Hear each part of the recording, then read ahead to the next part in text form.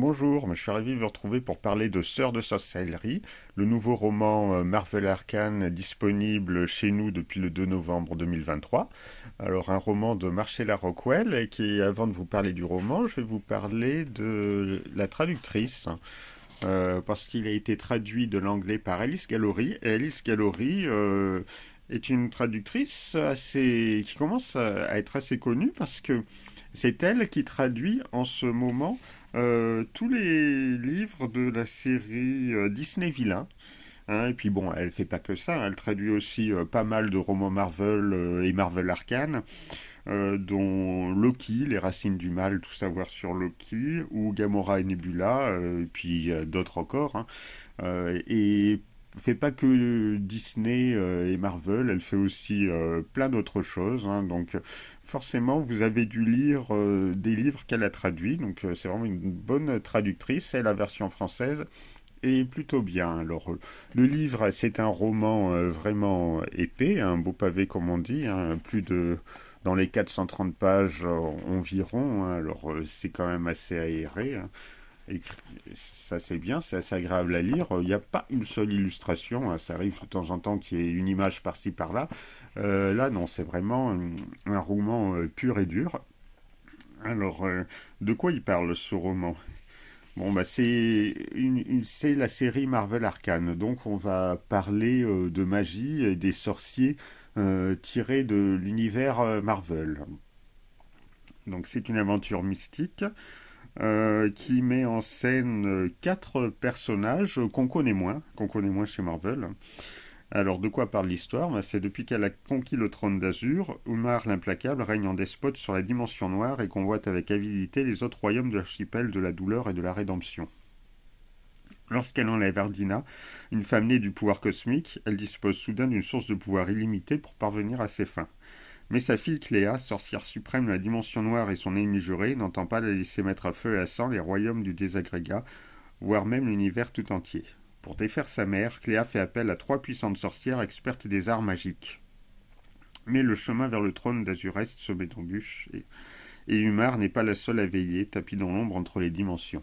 Donc on nous parle déjà, dans le descriptif histoire, on nous parle déjà d'Umar, un démon d'une autre dimension. Alors, on en a déjà entendu parler hein, dans les séries, les comics, les films. En fait, c'est la sœur de Dormammu. Hein, et justement, elle a profité pour vaincre son frère et augmenter ses pouvoirs. Et elle a une fille Cléa. Alors, Cléa, c'est telle que l'on voit là, bien mise en évidence sur la couverture. Donc elle a les cheveux gris alors qu'elle n'est pas si vieille que ça. C'est surtout la femme de Doctor Strange. D'ailleurs, il est évoqué hein, dans ce roman. Elle refuse de faire appel à lui. Et attention spoiler, hein, normalement ça va devenir la prochaine sorcière suprême après la mort de Doctor Strange. Voilà. La sorcière suprême de la Terre, hein, parce qu'elle est déjà sorcière suprême dans sa dimension. On nous parle aussi d'une autre femme, Ardina. Ardina, elle, n'est pas vraiment une femme à proprement parler, puisqu'elle a été créée par le pouvoir cosmique. Elle est née en fait du surfeur d'argent. Alors le surfeur d'argent est aussi évoqué au début pour nous expliquer d'où sort Ardina, mais il n'est pas appelé surfeur d'argent, il est appelé sous son nom anglais Silver Surfer. Voilà, alors ça c'est une petite étrangeté, une petite bizarrerie, je sais pas pourquoi, ils l'ont pas appelé surfeur d'argent mais Silver Surfer. Voilà, donc elle est née d'une partie du surfeur d'argent tiré de son pouvoir cosmique, et comme justement c'est pas un véritable être humain, c'est pas un être humain, elle est née du pouvoir cosmique, et ben Umar en profite pour s'en servir de batterie à ses pouvoirs magiques et augmenter sa quantité de magie, ce qui la rend vraiment surpuissante. Donc on nous parle aussi de Patsy Walker, L4, de Jennifer Walters, qui est Miss Hulk, de la sorcière rouge, Vanda Maximoff. Hein, alors celle-là aussi, elle est largement évoquée dans ce livre assez rapidement, je ne sais plus où. il faut bien s'accrocher quand on lit ce roman, parce qu'il faut vraiment bien connaître l'univers Marvel dans son ensemble, aussi bien les comics que les séries, que les films. D'ailleurs, on a du mal à se situer ce livre, action de ce livre, par rapport à tout ça. Surtout par rapport au dernier film, est-ce qu'il se passe à peu près en même temps, un petit peu après la fin du film?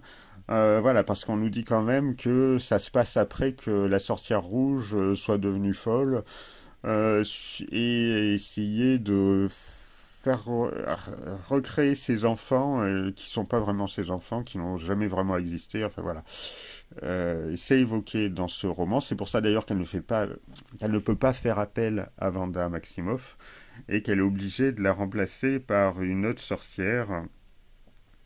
D'ailleurs, Wanda Maximoff, dans ce roman, est bien présentée comme une sorcière et pas du tout comme une mutante. Ça, c'est suite au film, d'ailleurs, qui continue à faire des ravages.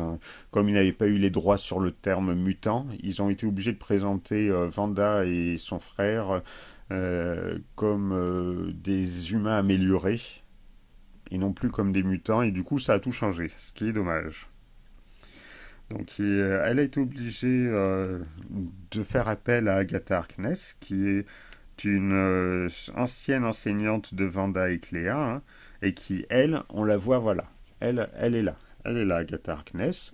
Donc elle est morte pour l'instant, c'est un fantôme. Donc en tant que fantôme, elle est moins puissante, mais comme c'était quand même une sorcière très puissante, bon, même un fantôme moins puissant, ça reste quand même intéressant. D'ailleurs, elle ressemble à Cléa. Hein, euh, elle est habillée de façon beaucoup plus ancienne et sophistiquée, mais elle a les mêmes cheveux argentés, etc.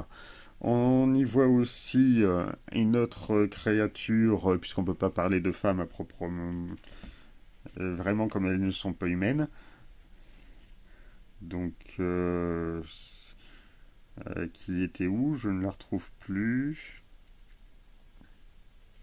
Ah oui, c'est Margalis Spartos, là, qu'on voit à droite. Donc elle aussi, elle a été entraînée dans cette aventure pour protéger sa dimension. C'est une ancienne sorcière suprême de la Terre. Voilà, mais c'est pas vraiment un démon. On sait, enfin d'ailleurs, on sait pas exactement ce qu'elle est vraiment, mais elle n'est pas humaine. Hein. Il n'y a pas beaucoup. Il y a de nombreux personnages qui sont pas humains qui sont évoqués là-dedans. Voilà. Donc, et puis il y a également un autre personnage, une jeune sorcière là, la plus jeune de tous, que d'ailleurs je ne me souviens plus de son nom. Je ne retrouve plus du tout son nom. Elle, c'est une, bah, c'est encore plus ou moins une élève encore. Elle est très prometteuse. Hein, c'est une sorcière très prometteuse, mais elle est encore plus ou moins apprentie. Et elle est un peu naïve et maladroite. Hein. Elles ont chacune des tempéraments différents, hein, des caractères très différents, bien trempés. Les personnages sont très bien écrits. Hein. Ce ne sont pas de simples femmes qui se baladent, c'est sois belle et tais-toi, non. Elles ont des faiblesses, elles ont des émotions, elles ont des caractères très différents, des objectifs très différents, et elles essaient malgré tout de former un groupe cohérent qui se soutient alors qu'elles n'en ont pas du tout envie. Tout ça pour lutter pour la même cause, essayer de sauver le multivers, hein, parce qu'il est bien question de sauver le multivers et non pas juste la Terre ou une deux dimensions, hein, parce que l'autre veut bien envahir plusieurs dimensions. Voilà, donc c'est une aventure vraiment bien faite, hein, vraiment dans l'univers mystique de Marvel initié par Doctor Strange, hein, mais il faut vraiment s'accrocher. Là, enfin, s'accrocher dans le sens où si on n'est pas familier avec tous ces personnages, on peut être vite perdu. Hein, faut vraiment, ça fait vraiment référence à tout ce qui se passe dans les comics, les livres, les séries. Et si on n'est pas à jour de tout ce qui s'est passé récemment, on a plus de mal à suivre, hein. C'est un peu ce que je reproche à ce livre. Il est très bien écrit, très bien fait, mais il faut vraiment bien connaître l'univers Marvel et beaucoup de personnages pour arriver à bien comprendre tout ce qui se passe dans ce livre. Sinon, à part ça, c'est un bon roman fantastique, enfin, fantastique fantasy plutôt. C'est plus de la fantasy, de la sorcellerie, de la magie. Bien adapté à l'univers Marvel, hein, ça, il fait un sans faute à ce niveau-là. Mais encore une fois, il faut vraiment bien s'y connaître, hein, pour l'apprécier pleinement. Bah, sur ce, si vous le connaissez, j'attends vos commentaires. Et puis, on se retrouve bientôt pour parler du roman officiel Halo.